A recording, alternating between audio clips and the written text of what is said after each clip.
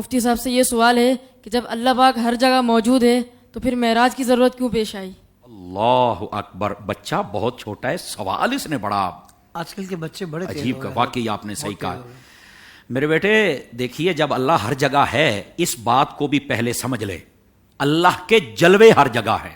یہ بنیادی طور پر سوال ہی غلط ہے۔ اللہ کے جلوے ہر جگہ ہیں، اللہ تعالیٰ کے لیے مکان ثابت کرنا یہ منع۔ اللہ کا علم ہر چیز کو محیط ہے، یہ ہے علم الکلام کے علماء نے جملہ لکھا ہے۔ سمجھ آ رہی ہے میری بات کی؟ اللہ کے جلوے ہیں، بس آپ یہ بات سمجھے، اللہ اپنے علم، اپنی قدرت، اپنی تمام دسترس کے ساتھ ہر چیز پر قدرت رکھتا ہے، بس۔ سمجھ آ رہی میری بات کی؟ پہلے بات یہ سمجھے۔ اب یہ ہوتا یہ ہے کہ پھر نبی پاک علیہ السلام کو کیوں بلایا گیا؟ سمجھ آ رہی نا؟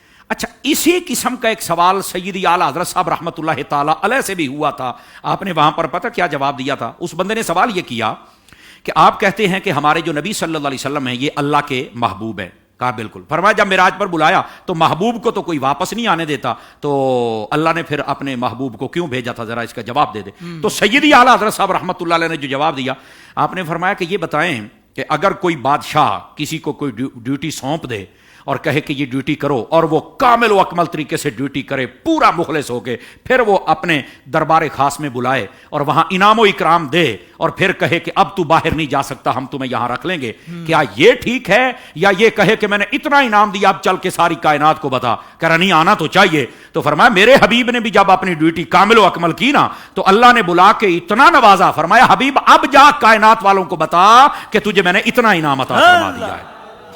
سمجھ آئی؟ یہ اس لیے تھا پہلی بات۔ اب دوسری بات توجہ طلب ہے، اگر یہ کہا جائے کہ اللہ کے جلوے ہر جگہ ہیں تو پھر معراج پر کیوں گئے؟